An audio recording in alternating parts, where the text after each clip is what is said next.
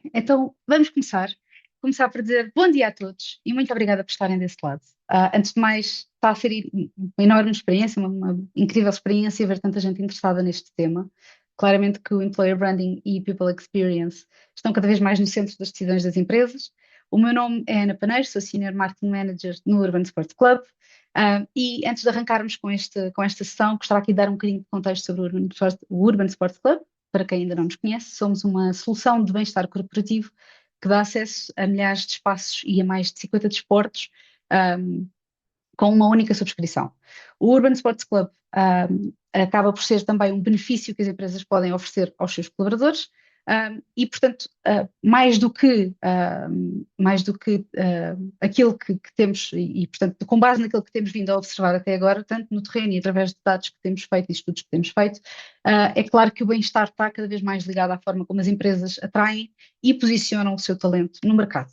E é exatamente por isso que viemos falar aqui hoje, portanto, a integração entre Employer Branding, Marketing e People Experience. E para isso contamos aqui com um painel muito interessante, com perspectivas bastante complementares. Introduzir aqui a Catarina Rochinha, da Comunica, que trabalha diretamente com a definição e implementação de estratégias de Employer Branding em diferentes empresas. O João Antunes, da Inditex, uma forte experiência em Talent Acquisition e Employer Branding num contexto de grande escala e com uma diversidade enorme de perfis. A Carolina Afonso, atualmente professora no ISEG e especialista em marketing, que nos vai trazer aqui uma perspectiva um bocadinho mais estratégica e académica sobre o tema. E a Joana Gonçalves, da Concord, que está focada em cultura e people experience, com um trabalho muito próximo das equipas e da realidade interna das organizações. Antes de passarmos aqui às questões, queria só deixar duas notas rápidas. Podem colocar as vossas questões no Q&A, vamos ter uma sessão de Q&A no fim. E o webinar está a ser gravado para depois podermos partilhar a gravação com todos. Posto isto, obrigada mais uma vez por estarem aqui connosco e vamos começar. Portanto, eu gostava de começar este tema e acho que é importante alinharmos primeiro o que é Employer Branding nos dias de hoje. Portanto, perceber o que é que mudou nos últimos anos, tanto num ponto de vista estratégico como na prática. E, portanto, queria-vos fazer aqui uma pergunta rápida, ronda rápida a todos, e também vamos tentar ser aqui concisos. Se tivessem que explicar Employer Branding com uma frase nos dias de hoje, de que forma é que o explicariam? Catarina, não sei se queres começar tu. Posso? Claro que sim. Olá a todos, bom dia. Então, Employer Branding, bem, ser concisa será provavelmente o maior desafio, mas eu vou, eu vou tentar. Ainda há pouco falávamos aqui em off e a Joana estava a partilhar um bocadinho como de repente, ainda bem que já existem nomes para estas coisas e que existe esta profissionalização do setor também, porque eu lembro-me em 2012, acabadinha de sair da faculdade numa multinacional, o meu primeiro desafio foi: tu tens que convencer esta malta de que precisamos de canais de marketing e redes sociais. E parece estranho de repente que em 2012, que não foi assim há tanto tempo, não existirem redes sociais nas empresas. E o caminho foi precisamente o recrutamento e para apanhar um target mais jovem, para converter para academias e tudo mais.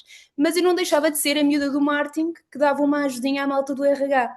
E estamos a falar de uma organização que na época tinha 1.800 pessoas e, portanto, falta de estrutura interna não era de todo o tema, era porque não havia mesmo a profissionalização disto. Portanto, estamos a falar de que aqui há uns anos não havia não só o nome, mas como não havia estrutura e, portanto, acabavam por ser políticas de comunicação que eram, e muito de comunicação interna e dos gabinetes de comunicação interna, que eram, enfim, aqui com uma perninha com os RH, extrapolados dentro dos canais mais clássicos, digamos assim, e na altura também a começar no digital. Hoje nós sabemos que é muito mais do que isso, não é? Portanto, é tudo aquilo que está ligado com a reputação e a credibilidade de uma organização ou de uma marca enquanto empregador. E isto, naturalmente, vai desde técnicas clássicas de marketing, em que temos que identificar as típicas personas, mas para aqui, em tudo o que seja o valor de um candidato ou do employee, não é? Portanto, o Candidate Employee Value Proposition, depois das suas próprias jornadas e, portanto, de repente estamos a implementar um funil de marketing inteiro na experiência efetiva dos recursos humanos e espero ter sido conciso o suficiente. Muito obrigada. Carolina, não sei se queres completar aqui um bocadinho o que a Catarina nos disse. Portanto, não repetindo a Catarina, não é? Portanto, assumindo que o que a Catarina está a dizer é muito correto, portanto, finalmente é assumido o Employer Branding como uma área de interseção a nível corporativo entre dois departamentos ou duas grandes áreas que são os recursos humanos e que é o marketing. eu diria que há aqui um desafio para acrescentar aqui este tema, que é o tema da reputação. Portanto, hoje em dia as empresas estão muito preocupadas em atrair talento e há uma competição por talento grande no mercado.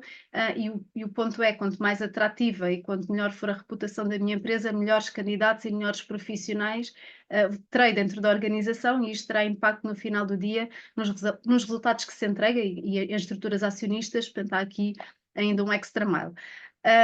Depois, e coloco aqui já aqui um twist e uma provocação neste tema, que eu acho que o que é interessante hoje em dia é um bocadinho o gap que existe entre o que as empresas pretendem comunicar, o quão cool todas querem ser, e depois o dia a dia real, que é o que se passa dentro das organizações. Portanto, há aqui também duas perspectivas numa ótica de relação empresa-colaborador, que é a mensagem corporativa que a empresa quer fazer chegar, e depois realmente como é que ela é percebida pelos seus empregados e ex-empregados, porque os ex-empregados também contam na equação.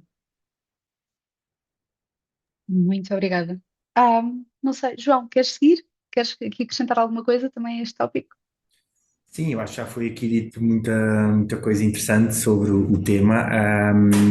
Por um lado, indireto ao assunto, esta interseção que é essencial entre a cultura e a experiência também do colaborador e a própria comunicação. No meu caso, numa dimensão como a nossa, o retalho é sempre um desafio. A questão da reputação, estamos cada vez mais expostos aos Glassdoors, às redes sociais, aos referrals, tudo isso é cada vez mais importante.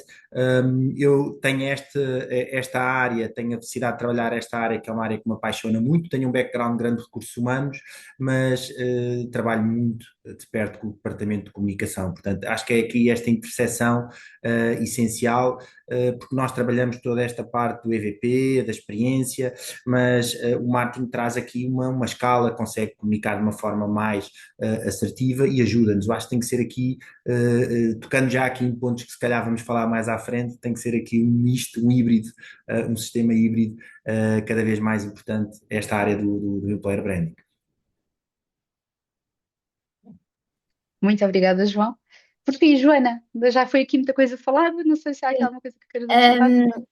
Creio que a única coisa que eu tenho diferente de dizer de todos com os quais eu concordo, e desde já obrigada também pela oportunidade de poder falar sobre isto, estando numa empresa de IT, eu ouvi aqui a palavra Glassdoor e então isto já soa muito, já soam alarmes, Glassdoor, ex-empregados.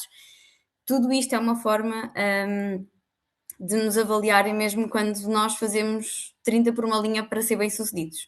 Portanto, basta um bocadinho estar fora do contexto que já pode estragar aqui o puzzle por completo. O que é que eu acho? Eu acho que funcionam numa simbiose perfeita o marketing e o people experience, porque o marketing comunica para fora aquilo que o people experience tem de entregar cá dentro. E a verdade é que se não houver este encontro, estamos só a criar ruído, estamos a prometer aqui falsas esperanças e, portanto, tem de haver aqui esta consistência entre os dois e é aí que nasce o employer branding. E na verdade, eu estava a partilhar no início, como a Catarina disse, e bem, eu sempre quis fazer isto, mas não tinha bem um nome na altura, remontando também aqui a 2013, mais ou menos na altura da Catarina. Eu sentia que tinha este lado muito analítico, de gostar de analisar padrões, estratégias e tudo mais, mas também tinha muito a necessidade de tratar das pessoas e permitir que elas tivessem uma boa experiência. Portanto, eu considero que o employer branding é isso mesmo, é esta fusão destes dois mundos que conseguem conjugar o lá fora com o cá dentro e permitir que isso garanta uma boa experiência e tão sólida e intencional que as pessoas se sintam bem logo à partida, obviamente tendo-se pelo meio de todos estes constrangimentos de pessoas que saem não muito satisfeitas e no mundo do IT isso acaba por ser demasiado recorrente. Muito obrigada. Carolina, pegando aqui um bocadinho no que a Joana estava a dizer de criar ruído e da importância de ver esta ligação do employer branding, é claramente que employer branding já é um tópico muito importante nas empresas, mas gostava de te perguntar, do ponto de vista mais académico, se achas que já é considerado uma disciplina própria ou ainda é uma extensão da marca?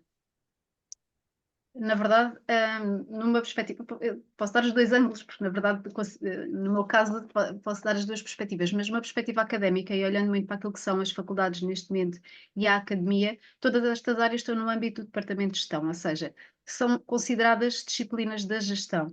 E dentro da disciplina da gestão, portanto, existe uma área que é de recursos humanos, existe uma outra área que é de marketing, e infelizmente existe uma relação saudável entre estas duas temáticas, precisamente porque houve esta evolução temporal no tema, mesmo se olharmos para a parte até de investigação académica, vemos que isto já é um tópico na literatura, portanto já há autores dentro, já há livros publicados, já há investigação publicada, portanto, ou seja, isto já não é algo ad hoc, já foi no seu tempo, se calhar há 10 anos atrás, eram projetos que se faziam, eram colaborações, era um departamento que podia ajudar o outro para se poder fazer umas ações de team building, ou de, portanto, acabava por ser muito. É um bocadinho tempo como a sustentabilidade nas empresas começou por os colaboradores irem plantar árvores. Foi um bocadinho assim, se calhar começou aqui esta parte do employer branding com team buildings, com ações muito ad hoc e organizadas até de uma forma muito amadora, por vezes, entre as duas equipas, mais com boa vontade do que com profissionalismo sobre esta área. Neste momento, felizmente, há conceitos, há literatura, cada um destes temas tem dimensões próprias que têm que ser analisadas. Na ótica corporativa, também já se fala, e está de People Experience, que era o que estávamos a falar há pouco, portanto, ou seja, já há recursos mesmo dedicados com formação dentro destas áreas, para se entregar algo que possa ser mensurável, porque no final do dia, porque é que isto interessa à gestão, não é? Portanto, há uma célebre frase que diz, do Peter Drucker, que só se pode gerir aquilo que se pode medir. E daí esta área ter que se profissionalizar, porque no final do dia, aí está, um gestor vai nos perguntar resultados. É que a retenção de talento é o quê? É desenvolvimento de carreira? Como é que se mede esta área de employer branding? E daí ter que se profissionalizar e de alguma maneira também se poder medir estas ações em números concretos para que isto se traduza em valor e não apenas no inquérito de satisfação que se havia no final de um evento a perguntar se as pessoas gostaram ou não gostaram da atividade desenvolvida, né? Portanto, isto para ser levado a sério tem que haver realmente estabelecimento de objetivos, KPIs, formas de medir para se entregar valor. Muito obrigada. Academicamente ou corporativamente falando, ou seja, eu acho que Claro, as claro. duas áreas neste momento estão bastante alinhadas. Ok. Pegando aqui um bocadinho no que tu estavas a dizer na parte de RHs e marketing, tenho aqui uma pergunta que se calhar é um bocadinho provocativa, mas gostava de te colocar, João. Na tua opinião e na prática, quem é que lidera employer branding nas empresas? Se é o departamento de marketing, se é o departamento de RH ou se é uma conjunção dos dois? Exato. Bom, na minha experiência, é a área de RH que tem a área da atração, do recrutamento. Estamos a falar de uma dimensão grande, não é? Um universo de 7 mil colaboradores só em Portugal.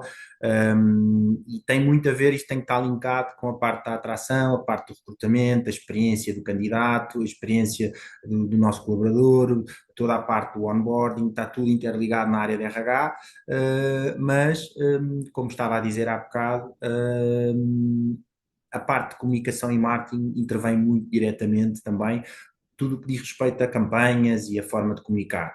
Temos também uma equipa de projetos, o nosso target está nas redes sociais, portanto é aí que nós estamos e é aí que nós comunicamos. Tivemos que nos adaptar, há 9 anos montámos este projeto, toda esta área. Nós temos um centro de recrutamento especializado, e temos que comunicar o que fazemos, a nossa cultura, os nossos valores, os nossos anúncios, inclusive também de recrutamento, são completamente diferenciados, porque falam um bocadinho da nossa cultura, valores, e não diretamente junta-te a nós. Claro que nós temos duas formas de comunicar diferentes, mediante vários períodos também, mas no nosso caso está dentro da área de recursos humanos, no departamento de talent, com o objetivo de acompanhar todo este processo, desde a experiência do candidato, antes de começar a trabalhar, mas também todo o people experience durante o percurso na empresa, e temos ainda que melhorar também áreas, a questão da saída também é um foco que nós estamos a querer também trabalhar, porque é uma dimensão enorme e é super importante, porque eles também são nossos embaixadores, as pessoas que saem, que trabalharam connosco, são nossos embaixadores. Felizmente temos aqui feedbacks muito positivos, mas também temos experiências menos agradáveis. Sabemos que o retalho é muito intenso, e queremos trabalhar essa parte também. Portanto, é um caminho, é um mundo incrível que eu tenho tido a felicidade de liderar nesta área na minha empresa, mas sim, temos muito que aprender, inclusive com a comunicação e marketing também. Isso é que é o mais interessante. Muito obrigada.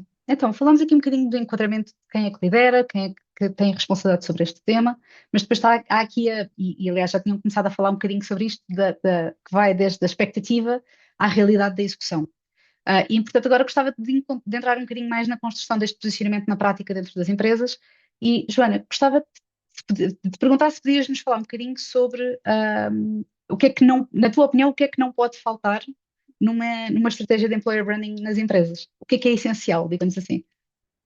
Eu acho que tenho uma certa obsessão que é nada pode ser decidido com base em achismos. Muito menos aqui em mundos tão específicos como, por exemplo, o retalho, o IT, acabam por ser aqui indústrias que estão sempre muito em voga. As pessoas não ficam ou deixam de ficar numa empresa porque o mundo é cor-de-rosa e está tudo certo sempre. Não está tudo certo sempre, é preciso transformar toda a experiência desde o momento zero numa experiência agradável.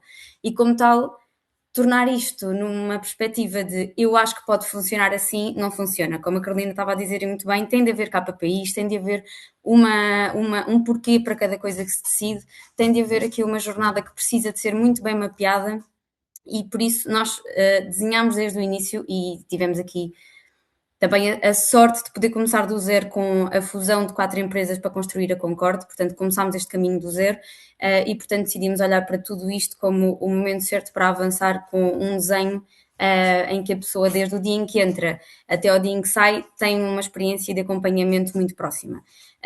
Eu lembro-me que uma das coisas que me fizeram pensar que este podia ser o meu caminho foi logo no início da minha carreira profissional, se assim podemos chamar, eu ter dado as boas-vindas a um colega e lhe ter dito o que quer que precises, podes contar comigo, eu sei o que é estar no teu lugar. Portanto, acho que acima de tudo é criar este papel de empatia. E isso, uns tempos mais tarde, foi-me dito, olha Joana, naquele dia aquilo foi muito importante para mim porque fez-me sentir acompanhada e não perdido, que é o que normalmente toda a gente sente no primeiro dia numa empresa. E então aquilo que nós construímos foi um programa de buddy, onde para além de haver obviamente a apresentação da empresa, a apresentação das pessoas-chave, se tiveres um problema com o salário, se tiveres um problema com férias, se tiveres um problema com IT, quem é que podes falar, ter também ali uma pessoa que, olha, se te esqueceres disto tudo, fala com aquela pessoa que aquela pessoa vai ajudar-te. Para além disto, obviamente, desenhar todo uma componente de benefícios, um atlas de benefícios, porque lá está, para cada jornada é preciso um mapa estruturado e tudo tem de contar uma história, tudo tem de colar umas coisas com as outras. Nada pode aparecer aqui por acaso só porque agora temos isto tudo montado, mas agora é moda. Por exemplo, andar a cavalo, então vamos inserir andar a cavalo, mas onde é que andar a cavalo cola com o resto que nós contamos? Portanto, eu quero acreditar que tudo isto tem de ter por base uma história muito bem contada, e obviamente muita análise de estratégia e KPIs que advém também do marketing e da análise de mercado. Muito obrigada. E agora fazer a pergunta oposta, Catarina, na tua experiência, onde é que as empresas falham mais? Ou seja, aqui olhámos um bocadinho ao que a Joana estava a dizer, de empatia, de reconhecer aqui os desafios que as pessoas possam ter, e agora queria ver onde é que elas falham mais, onde é que poderiam melhorar. Calhou uma bomboca, não é? Ok. Então, olhem, tudo aquilo que nós já falámos por aqui, entretanto, se traduz numa coisa que é tudo isto tem que ver com experiência. E basicamente passamos de uma narrativa anterior em que a experiência do colaborador não era algo estratégico para que ela passe efetivamente a ser, e naturalmente aqui estou a incluir também o universo dos candidatos. Mas eu acho que o ponto cerne e onde mais vezes as empresas falham é acharem que uma boa estratégia vai inventar cultura. E uma boa estratégia não inventa cultura. Uma boa estratégia traduz a cultura da empresa. E, portanto, para mim, que o maior gap ao longo destes anos, sem dúvida, tem sido assistir quando uma empresa comunica efetivamente aquilo que não consegue sustentar na prática. E nós temos visto, eu acho que assim o exemplo mais presente e de repente que eu posso dar, mais gritante diria, foi durante a pandemia houve uma necessidade gigante de manter tudo a funcionar e as pessoas estarem num sistema remoto. Há muitas indústrias, e eu, portanto, aqui também não tenho percepção de que indústrias é que, e quantas pessoas estão aqui, de onde é que são, mas eu trabalhei estes anos todos muito focada em tecnologia e empresas de IT. E mesmo antes da pandemia, o trabalho remoto já era um perk em algumas das empresas onde trabalhei, já era uma coisa que ia acontecendo, não naturalmente da forma que acontecia, mas não era assim uma coisa tão estapafúrdia. Quando vem a pandemia, evolução natural, empresas preparadas, sistemas montados e, portanto, eu acredito que para a maior parte das empresas de IT, pelo menos naquela que eu estava naquele momento, foi zero esforço envolvido praticamente para fazer esta mudança. Passam-se anos e, de repente, agora, back to the office culture. Para muitas empresas, e porque há um gap, e porque as pessoas precisam de estar presentes, a questão é que foi adquirido algo que é fundamental hoje em dia para os colaboradores, que é, e daí termos desenvolvido para modelos híbridos. Mas o ponto aqui é, quantas empresas, de repente, por se terem adaptado e não por terem no seu ADN, de facto, esta noção de liberdade e de credibilidade, não é credibilidade que eu quero dizer, mas a confiança no colaborador para manter um modelo remoto ativo, e agora vemos muitas a recuar, e eu acho que isto tem muito que ver mesmo por causa deste gap, porque na verdade, não sendo aquele um valor efetivo e não dar esse perco ou esse equilíbrio do work-life balance para os seus colaboradores, como não é uma coisa que parte do seu why, do seu propósito, dos seus valores, e podem ter uma perspectiva mais conservadora ou menos, e é completamente legítimo, mas agora não conseguem sustentá-la. E, portanto, isto é naturalmente, quer dizer, só um exemplo que pode ser reflexivo da realidade que vivemos, efetivamente. E, portanto, no limite, as empresas até podem valorizar de alguma forma esta flexibilidade, mas haverá outras que preferem o controle, que é legítimo, mais uma vez digo. Mas é este gap que muitas vezes é particularmente perigoso, porque os candidatos, os colaboradores percebem muito mais rapidamente quando há esta incoerência, não é? E, portanto, queremos nos posicionar. Eu lembro-me, os primeiros exemplos, case studies que eu ouvi de employer branding foi da Google, na altura, quando eles começaram a criar as mini-cidades, não é? E começam... Eu, na altura, tinha uma prima que trabalhava na Google na Irlanda e ela disse-me, olha, eu percebi-me que estava a chegar a um ponto que não era bom, porque eu reparei que não saía de lá há 4 dias. Porque há pods para dormir, porque há ginásio, porque há duche, porque há isto, porque há aquilo, porque há outro. E ela disse, eu tive por um ponto, porque aquilo realmente era tudo muito bom, mas depois eu estava ali a viver. E isto é um caso extremado, como é evidente. Mas eu tenho dificuldade a acreditar que eles não tenham, de facto, isso nos valores deles. E, enfim, depois com os KPIs ou com os objetivos que queiram eventualmente cumprir. Mas, e voltando aqui um bocadinho a centrar-me na tua resposta, que eu tenho esta dificuldade e divago um pouco, sem dúvida que o maior gap para mim, o maior erro é esta discrepância e a promessa de que para atrair mais não és verdadeiro e isso não é sustentável ao longo do tempo. Muito interessante. Não sei, Carolina, não sei se tens aqui um ponto de vista diferente, se queres acrescentar aqui alguma coisa ao que a Catarina disse. Estás em mute? Estás em mute? Desculpem. Estava a ouvir com muita atenção e estava a pensar realmente quais são os fatores de atrito que eu já vivenciei também ao longo destes anos de experiência profissional e também de vivência académica. Portanto, ou seja, há aqui um tema que eu acho que é interessante ao nível destes gaps que podem existir, que é geracional. Portanto, entre gerações, entre aquilo que os mais novos esperam das empresas e aquilo que gerações mais velhas esperam das empresas e em que fases do seu ciclo de vida enquanto empregados e alguns na outra perspectiva projetam. Por exemplo, uma das questões que eu mais via quando fazia entrevistas de emprego e selecionava pessoas para as minhas equipas era nas gerações mais novas eu muitas vezes questionar-me quem é que estava a ser entrevistado, ou seja, se era eu, se era o candidato. Isto porquê? Porque de facto havia um rol de perguntas, nomeadamente um bocadinho qual é que é o vosso propósito, ou seja, como é que é o dia-a-dia dentro da empresa, como é que é a vossa política de benefícios para lá do salário, como é que é posso falar com alguém da empresa ou posso ir um dia à empresa para perceber qual é que é o tipo de ambiente que eu vou encontrar.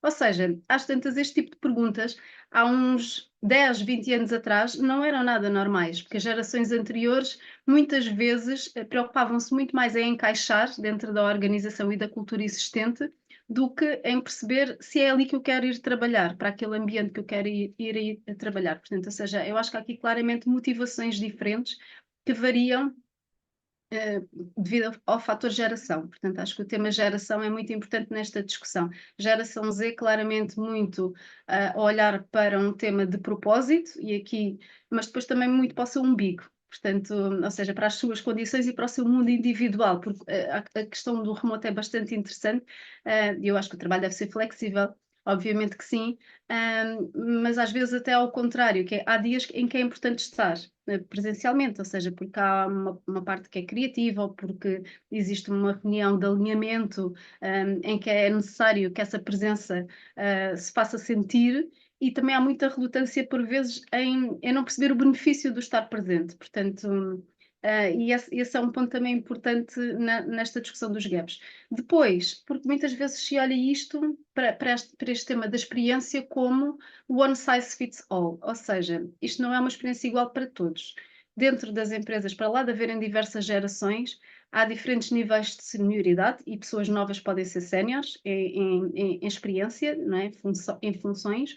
Portanto, ou seja, e nós não podemos também descurar todos esses momentos dessa jornada e dessa experiência. Muitas vezes pomos muito ênfase a dar as boas-vindas quando as pessoas entram dentro da empresa, do género, está aqui a tua caneca, está aqui o teu, enfim, todo um kit para te receber de boas-vindas, e depois esquecemos-nos dessa pessoa ao fim de 2 anos, quando a aspiração dela se calhar era outra, era perceber quando é que tem oportunidades para ser promovida, como é que ela pode crescer, o que é que ela pode fazer. E se calhar essas pessoas depois são descuradas mais à frente, dá-se tudo à entrada, mas depois esquecemos que há uma jornada para ser nutrida ao longo do tempo e que há fases que também merecem atenção e destaque.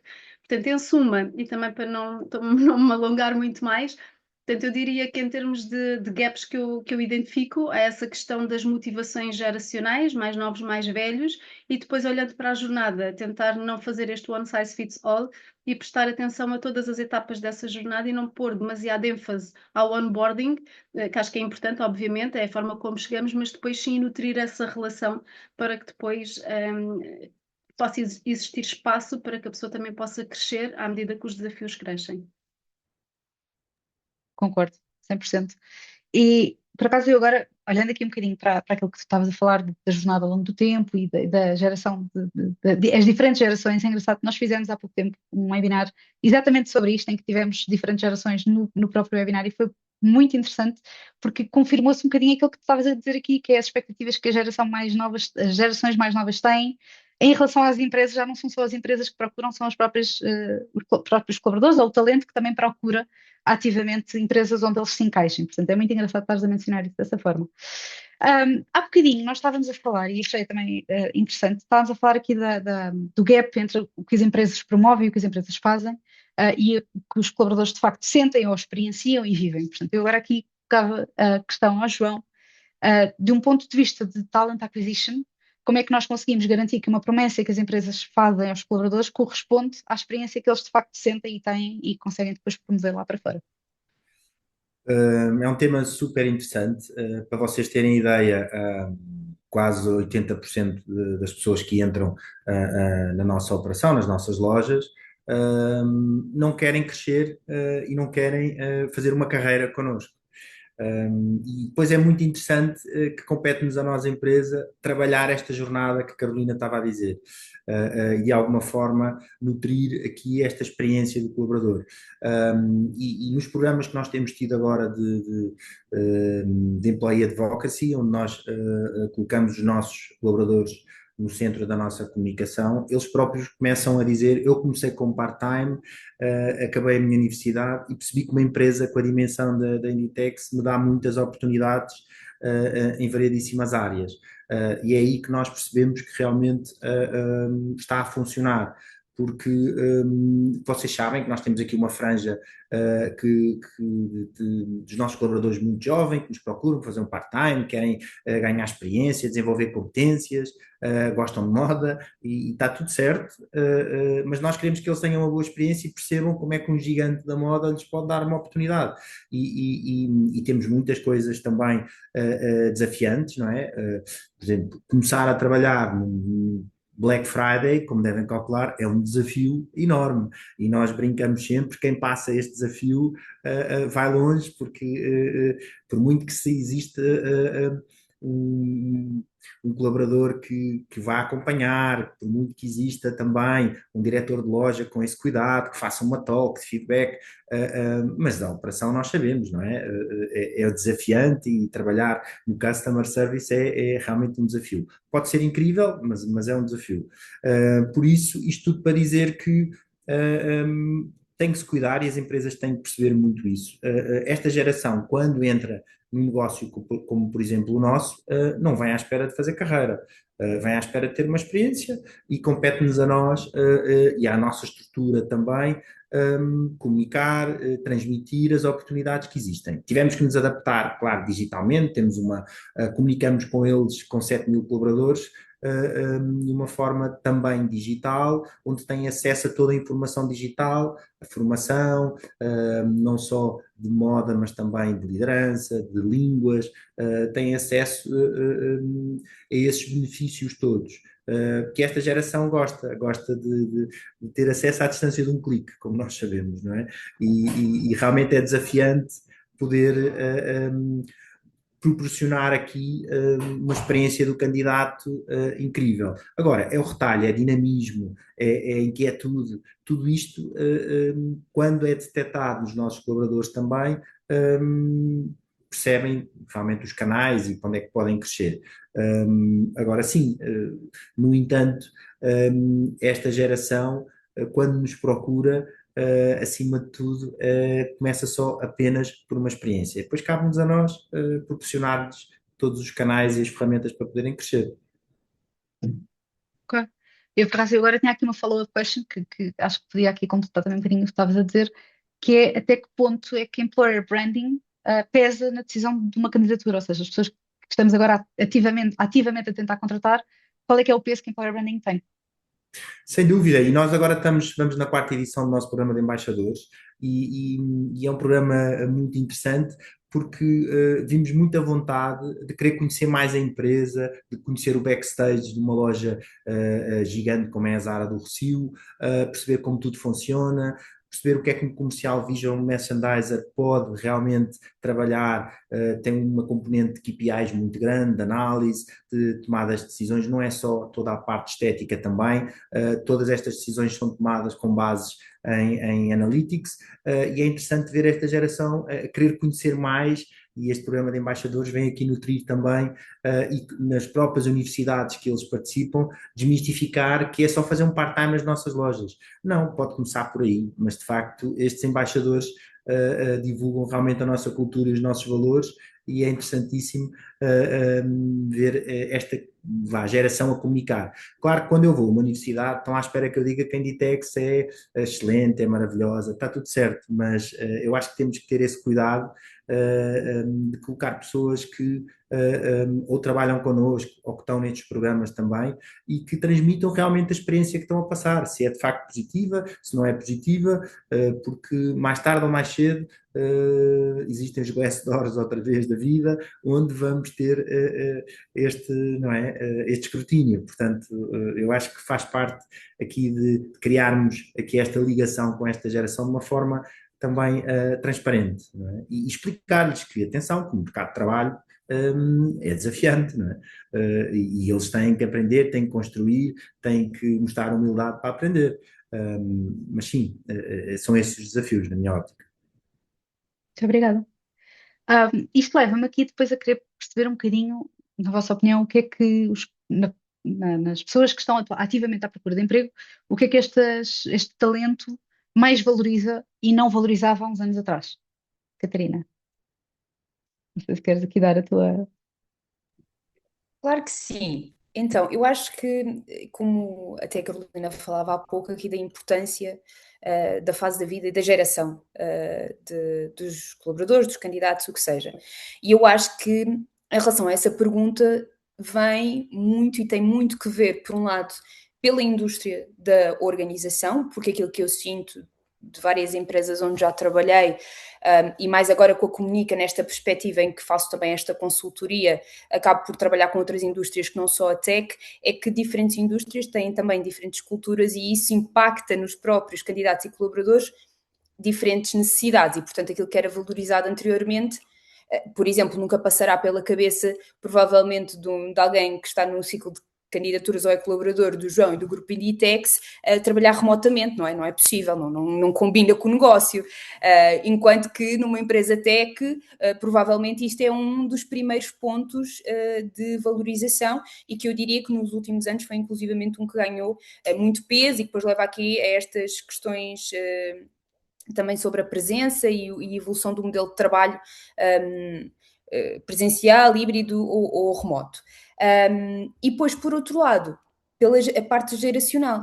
E, portanto, consoante o nível da idade da pessoa, o seu contexto familiar, inclusivamente se já tem filhos, se não tem filhos. Tipo, lá está, há pouco a Carolina também dizia, isto não é um one size fits all, não é? Portanto, cada pessoa irá ter motivações diferentes. Naturalmente, nós depois podemos construir clusters comportamentais, tendo em conta a indústria e a geração.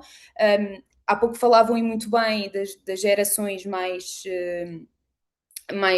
recentes agora, de terem muito esta perspectiva de que é efetivamente uma relação, eu tenho que provar o meu valor, mas a empresa também tem que provar o valor dela, e esta geração mais recente que eu costumo chamar da geração Spark, porque eu sinto que os Pitch Bootcamps que fomos inundados há uns anos atrás, era exatamente isto que eles ensinavam e eles passavam muito esta perspectiva de vocês são um asset para a empresa, portanto vocês também têm direito a fazer as perguntas e esta malta está muito preocupada com isso e com o seu papel, até a níveis, no outro dia li um artigo que era precisamente sobre até pegada de valor pessoal, portanto que isto seguia inclusivamente, e não sei se me estou a fazer explicar, mas por exemplo a predominância política, inclusivamente, que isso era uma coisa que já fazia parte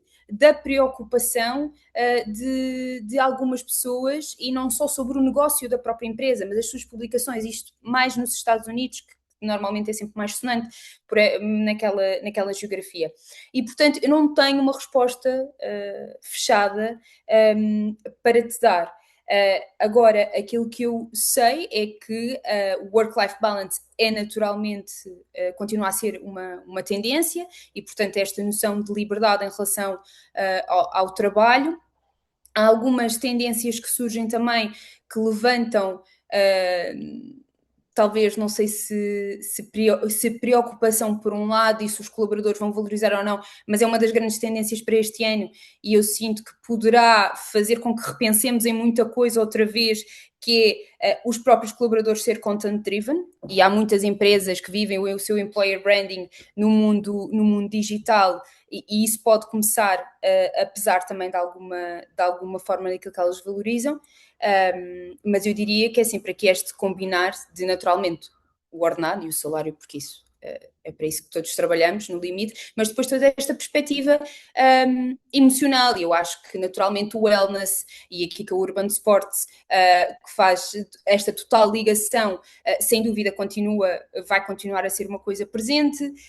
Depois temos estruturas, sei lá, por exemplo, estou a pensar em algum retalho de supermercados, por exemplo, que sei que creche é uma coisa essencial para aquele target. Portanto, eu acho que depende muito da indústria e talvez aqui não consiga enfim, englobar tudo, mas espero ter conseguido passar a mensagem. Acho que sim. Não, é um bocadinho aquilo que já tinham dito antes, ou seja, one size fits all já não se enquadra e, portanto, claro que diferentes pessoas têm diferentes necessidades e por isso agora gostava aqui de puxar um bocadinho a conversa porque nós temos falado muito de valores e de benefícios, mas há aqui um tema que eu acho que também tem ganho bastante mais relevância, que é o nosso bem-estar, tanto físico como emocional, como mental. E, portanto, gostava agora de pôr aqui uma pergunta um bocadinho mais aberta para todos e dar-vos aqui a possibilidade de responderem, que é, na vossa opinião, qual é que é o papel que o desporto e o well-being têm como forma de promover o bem-estar dos colaboradores e candidatos quando eles olham para uma empresa, o benefício que isto traz. Alguém quiser aqui entrar? Eu posso ir só porque só gostava de acrescentar uma coisa àquilo que a Catarina disse ainda antes do tópico anterior.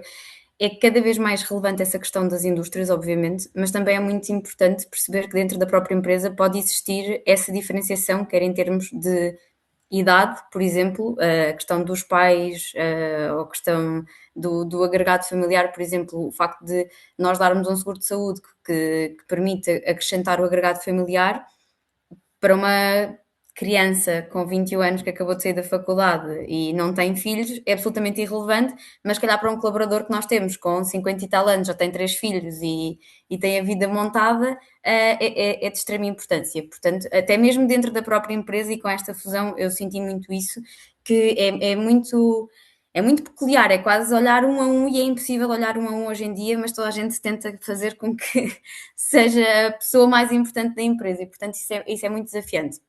A questão do well-being tem sido aqui o mote dos últimos anos, não só física como mental. Antes desta fusão, a empresa onde eu trabalhava destas 4 já se preocupava muito com essa questão. E eu lembro-me que foi uma das perguntas que eu fiz na altura quando entrei, porque já estava aqui um bocadinho, entre aspas, em moda, mas porque eu acho que é algo importante estar na moda também. E a verdade é que nós, para além da parceria que temos com o Urban Sports Club, nós criámos um pacote de atividade física em que existe esta componente externa e criámos uma competição interna. Nós temos 3 localizações em Portugal, também fora de Portugal, mas quisemos focar isto aqui em Portugal, e o que nós fizemos é criar a Pace League, que é uma competição entre as 3 localizações, para que possam usar a Urban para competir entre si. Portanto, gamificámos isto de tal forma que começou-se a criar um sentido de comunidade dentro de cada localização e, portanto, está a funcionar muito bem. Para além disto, temos também um outro programa que é o Concord Balance, numa perspectiva de apoio transversal. Conta com 6 áreas, apoio psicológico, que esse é normalmente aquele que é o mais comum, mas vai desde o apoio nutricional, por exemplo, que também é essencial para esta vertente do well-being, mas conta também com apoio animal, apoio jurídico-legal e apoio financeiro. E, portanto, acho que as pessoas se sentem, de um convite geral, vem agora ao IRS, uma pessoa com 22 anos nunca fez IRS, preciso de ajuda, quem é que me pode ajudar? Ok, está aqui, eu concordo, Balance. Tenho meu cão que passou o dia a vomitar, o que é que eu faço? Concordo, Balance. Portanto, esta vertente de apoio em todas as áreas acaba por ser algo que as pessoas valorizam bastante. E por aí acho que é o caminho também a seguir, no sentido em que nós não nos preocupamos só em entregar boas condições de trabalho, uma copa cheia de fruta, que hoje em dia também as pessoas acham que isso é um benefício, não é? Um salário ao fim do mês, vamos tentar fazer com que fora do trabalho as pessoas também estejam alinhadas e, mais uma vez, isto tanto para os nossos colaboradores como para o agregado. Bom, se me permitem falar aqui também um pouco sobre este tema, nós na Inditex temos uma marca que trabalha muito isso, que é o lixo, como vocês sabem, cria aqui comunidades de desporto, muito direcionadas para o well-being também, para a prática de desporto, o desfrutar também da natureza, e tem sido incrível o crescimento que isto tem, o impacto que tem na marca. É muito interessante. Por outro lado, temos internamente também, e convido-vos já a visitarem as Alixo, que têm roupa super interessante também, e desportiva, e todas as marcas também da Inditex têm a parte desportiva. Mas falando aqui destes benefícios, e o well-being é também uma questão para nós, nós temos para esta geração também vários benefícios adequados. Nós temos parcerias com ginásios, temos parcerias também com o suporte financeiro, com o suporte também psicológico, tudo isso é super importante para nós. Porquê? Porque, acima de tudo, o objetivo é que os nossos colaboradores, como indivíduos, consigam, de alguma forma, encontrar aqui um bem-estar. Nós sabemos que trabalhar no retalho é muito dinâmico. Esta geração, mesmo assim, continua a procurar, de alguma forma, fazer desporto e equilibrar também a sua vida pessoal. Muitas vezes, quando entram, por exemplo, isto na parte da operação, a part-time, e nós queremos realmente proporcionar aqui um crescimento. É interessante ouvir esta geração dizer que eu quero conciliar, porque eu tenho ginásio, tenho yoga, portanto neste momento não faz sentido. E está tudo certo, e nós temos que acompanhar, e os nossos managers têm que acompanhar também estas alturas e estes posicionamentos, porque percebemos que cada vez mais isso é essencial, para que as pessoas se sintam bem e quando for a altura certa já estão mapeados e poderem crescer. Portanto, se não houver esta adaptação, esta flexibilidade das empresas em perceber estes momentos também, é mais desafiante. Portanto, no nosso caso, na Inditex faz todo o sentido, e isto são dois ou três exemplos de well-being que nós temos também e da forma como trabalhamos também esta parte. A questão do suporte financeiro foi muito importante também, temos uma parceria, e posso dizer, com o Doutor Finanças, não tem mal nenhum, e tem sido realmente, temos tido uma adesão muito importante, porque de alguma forma as pessoas precisam, os nossos colaboradores precisam de estruturar toda a sua vida financeira também, que cada vez mais é um desafio, como nós sabemos. Muito obrigada. E há esta vertente toda enorme entre finanças e bem-estar físico e bem-estar mental, portanto há todo aqui um agregado de coisas que devemos trabalhar. Carolina, querias dizer aqui alguma Olá. coisa? Então, sobre este tema, estava-me a lembrar, à medida que vos fui ouvindo e ficar para o fim, às vezes também tem esta vantagem que é podermos refletir um pouco mais. Estava-me a lembrar de um evento que aconteceu no ISEG, em que de um lado estavam as empresas e do outro lado estavam os jovens que estavam no seu último ano de faculdade. E era ao contrário, eram os gestores que perguntavam aos jovens o que é que eles esperavam das empresas, o que é que eles valorizavam. Portanto, e foi engraçado ouvi-los porque foi-lhes colocada, estavam dois jovens e foi-lhes colocada a mesma questão, que é tens a hipótese de ganhar mais numa empresa, o salário é mais elevado na empresa A, mas é só o salário, não há outros benefícios adicionais. E hipótese B, trabalhar numa organização que tem um propósito, que tem uma causa, mas vais ganhar menos, mas tens mais benefícios associados. O que é que preferiam? E eu pensava que, dado este fator geracional, que a resposta seria a B, e para meu espanto, a resposta foi a A. Ou seja, o que é que eles responderam? Foi interessante. Eu prefiro a que me paga mais e depois eu decido o que fazer com o meu dinheiro. E sim, claro, depois ia para o ginásio. Ou seja, é uma perspectiva. É uma perspectiva muito interessante que eu não esperava ouvir, na verdade, porque hoje em dia aí está. Como alguém dizia aqui há pouco, esta área está muito na moda e ainda bem que está na moda porque cruza um tema importante que é o desporto enquanto facilitador da saúde. Portanto, há aqui outras componentes por detrás e que são muito valorizadas, ainda bem que as empresas neste momento já estão a apostar nisto como um benefício extra. Mas é curioso que isto é intrínseco às pessoas, ou seja, se a empresa nos der, ótimo, mas se não der, eu também vou fazer por mim. Portanto, aí está, é uma moda, é um lifestyle, diria eu, é mais um estilo de vida hoje em dia fazer desporto. Portanto, se calhar há umas gerações atrás não era normal as pessoas andarem no ginásio como andam hoje em dia, né? Portanto, ou seja, as outras coisas são encaixáveis, mas no ginásio o ginásio é não negociável. Entra naquele, se é às segundas e às terças, tudo o resto se vai adaptar, portanto, não é o ginásio que eu vou faltar, que é uma cultura também muito diferente daquilo que estávamos habituados a ver. Portanto, acho interessante estas perspectivas, portanto, acho que não há uma resposta certa a este tema. Eu pessoalmente valorizo muito empresas que têm essa preocupação. E ainda bem que também há espaços como o Urban Sports, onde existem estas soluções a pensar neste bem-estar corporativo e na implicação que isto depois tem, obviamente, na produtividade, na retenção de talento e da cultura organizacional. Mas depois também temos que olhar para dentro da nossa organização e perceber o que é que faz sentido para cada um, porque há pessoas que de facto têm uma outra lógica e esperam outras coisas da empresa que não que ela seja responsável pelo seu bem-estar a este nível. Muito obrigada a todos pela partilha. Acho que é interessante ver estas dinâmicas. Lá está, do impacto que o bem-estar tem. Temos falado tanto sobre isto e está na moda, mas a verdade é que acho que estamos cada vez mais conscientes da necessidade que o desporto tem nas nossas vidas, não é? E o bem-estar que ele traz. Posto isto, e percebemos aqui um bocadinho o impacto que o Employer Branding tem, gostava agora de falar um bocadinho no futuro e nos desafios que isto ainda nos traz. E portanto também é mais uma vez uma pergunta transversal que eu vou colocar aqui para também vos deixar responder como preferirem, que é o que é que vocês acham que vai mudar mais na Employer Branding nos próximos anos? Desafios e alterações. Eu posso começar e de forma muito Claro. objetiva, por responder.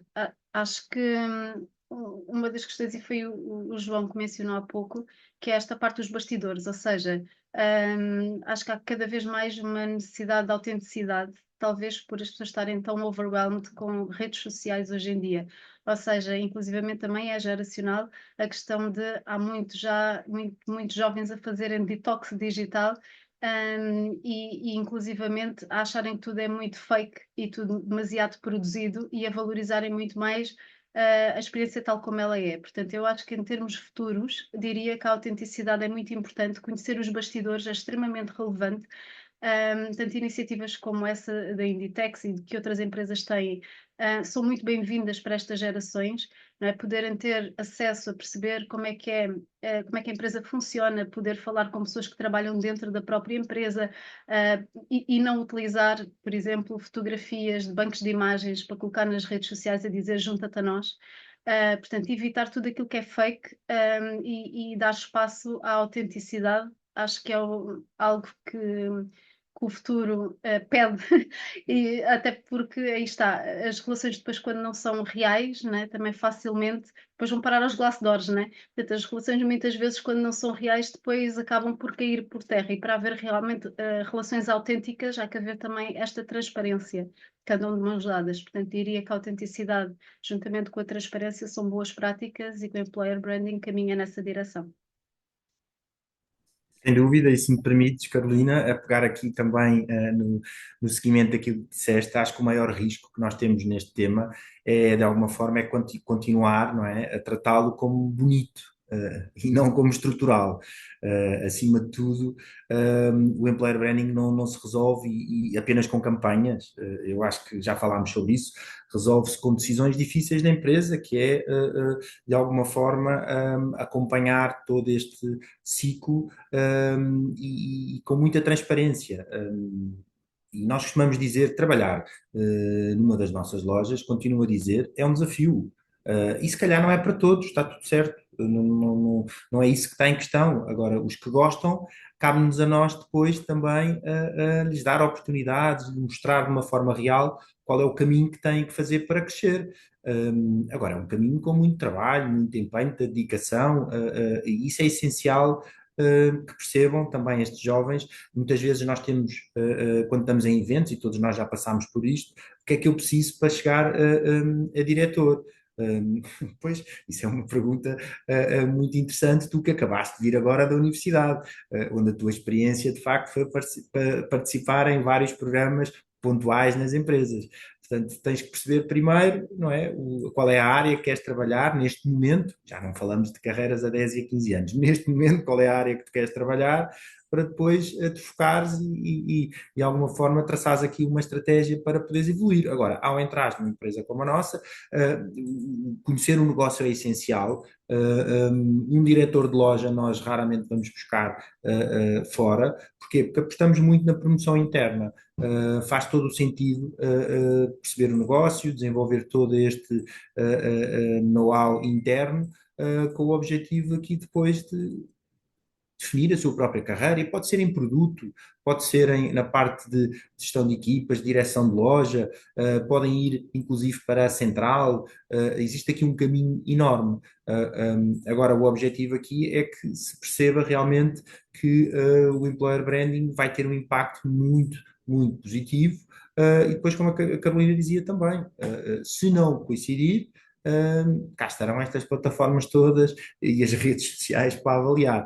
E a reputação é muito importante, mas também a transparência. Portanto, eu acho que agora não há empresas perfeitas, nós temos todos aqui um caminho por fazer, com o objetivo de criar uma boa experiência de uma forma genuína, mas também mostrar a realidade. Eu acho que isso é essencial, não é? Mostrar a realidade, o que é fazer uma carreira numa empresa como a nossa, onde se tem que começar como part-time e pode chegar a um diretor de loja.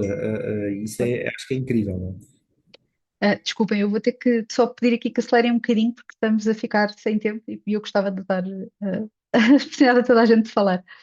Vou só dar aqui mais duas características que eu acho que são muito importantes, a par da autenticidade e da transparência.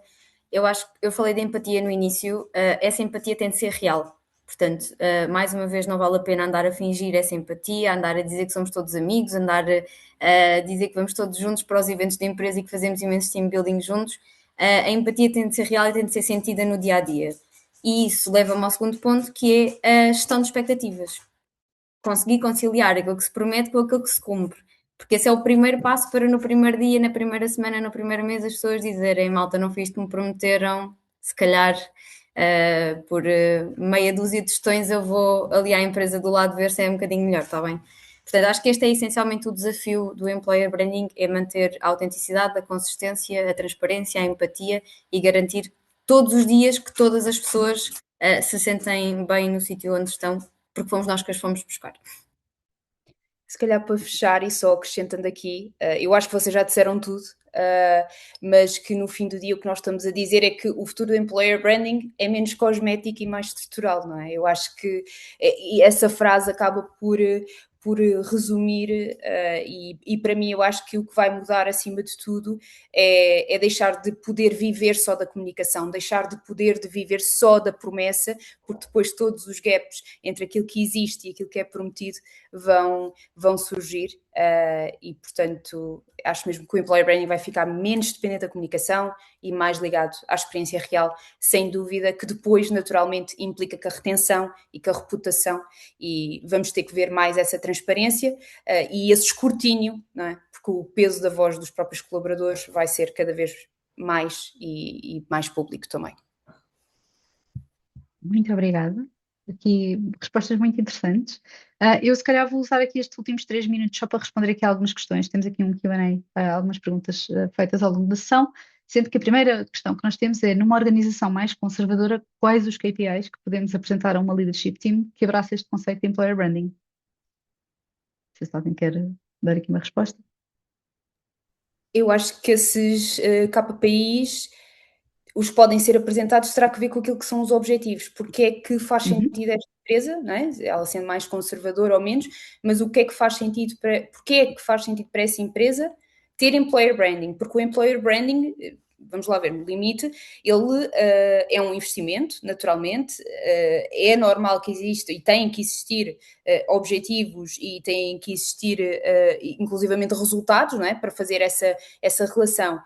Tem que ver com contratação, tem que ver com o próprio ciclo da jornada já depois de ter sido empregado, e portanto eu acho que a resposta sobre os KPIs vai estar precisamente naquilo que forem os objetivos, porque se uma empresa, mesmo que seja mais conservadora, o que ela quer é, vamos de repente imaginar, que é contratar mais pessoas, ela tem que perceber quem são essas pessoas, o que é que responde esse target e de que maneira é que depois as pode reter, não é? E, portanto, só com a definição desses objetivos é que se podem interligar depois os KPIs. Muito obrigada. Se calhar aqui esta. Ao nível de recrutamento pessoal, qual é a diferença entre marketing institucional e employer branding? Ou não existe?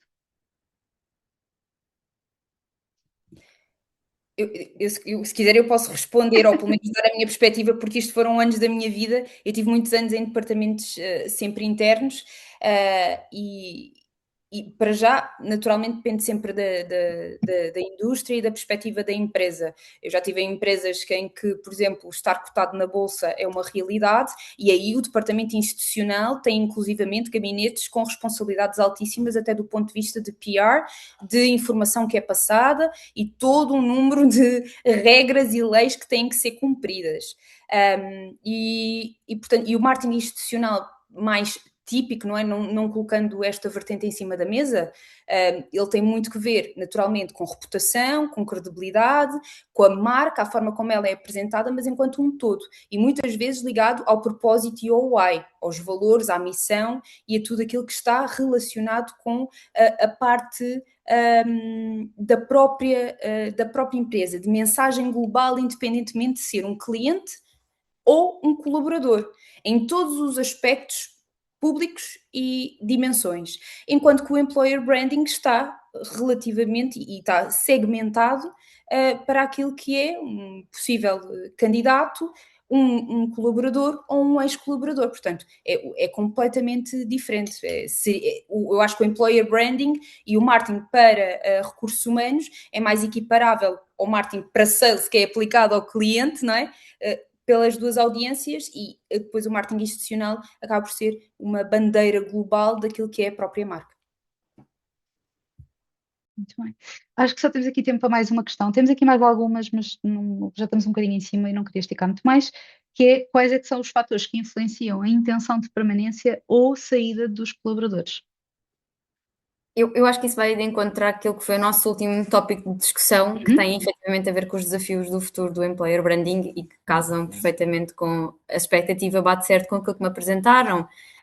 Obviamente, a questão financeira, não discuto isso, mas a relação com a minha chefia direta é aquilo que era expectável quando eu a conheci, né, no momento da entrevista, algo relacionado com a percepção de crescimento, aquilo que está a acontecer com a minha carreira, era aquilo que era expectável quando eu entrei, aquilo que me prometeram, porque a verdade é que quando nós temos um momento de onboarding e apresentamos um programa de evolução de carreira, depois as pessoas ficam a achar que ou todos os anos são aumentadas naqueles níveis de evolução de carreira, e às vezes isso não acontece porque depende de vários fatores. Por exemplo, um programa que dependa de 4 tipos de avaliações, a autoavaliação, a avaliação do manager, a avaliação de recursos humanos, a avaliação do CEO, a avaliação do cliente final, tudo isso vai ter impacto e, portanto, essa gestão de expectativas tem de ser mesmo muito bem alinhada, e eu acho que é fundamental para a permanência ou para a saída. Fora outra componente que é, vivemos num mundo 100% virado para o teletrabalho hoje em dia, no mundo tech, e portanto, se hoje em dia estamos a fazer este regresso também àquilo que é as políticas de trabalho no escritório, como é que vamos lidar com o facto de aparecer outra empresa qualquer que prometa o mesmo trabalho, o mesmo salário, mas podes ficar sempre em casa?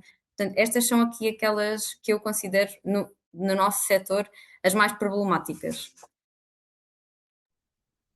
Bom, se puder deixar aqui uma ideia final, se eu acho que as melhores marcas empregadoras no futuro não vão ser as que comunicam melhor, mas vão ser as que funcionam melhor.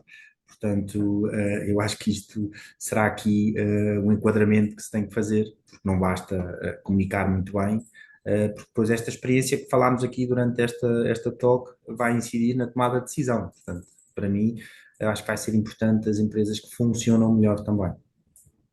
Corroborando aqui o que o João está a dizer, eu acho que é fazer jus à velha máxima do não é só preciso parecer, é preciso ser. E este ser hoje em dia é muito escrutinado. Portanto, aquelas empresas que se preocupam imenso com o parecer e que depois, quando a pessoa entra pela empresa, toda a parte da gestão de expectativas e tudo aquilo que encontra está muito longe daquilo que apregoa nas redes sociais, claramente o resultado não vai ser melhor para nenhuma das partes. Portanto, quanto mais depressa a empresa e o colaborador tiverem este choque de realidade, digamos assim, aceitarmos que o mundo é imperfeito, é melhor para todos, diria eu. Então, assim sendo, eu vou dar por terminado este webinar. Já estamos aqui um bocadinho em cima da hora. Sei que tivemos aqui algumas questões por responder. Se, entretanto, quiserem, podem enviar por e-mail e nós tentaremos responder o mais rápido possível. E agradecer a todos os que estiveram aqui connosco e obrigada aos nossos participantes aqui no Oradores neste webinar. Foi ótimo, acho que a conversa foi muito interessante. E desejar-vos um resto de um bom dia.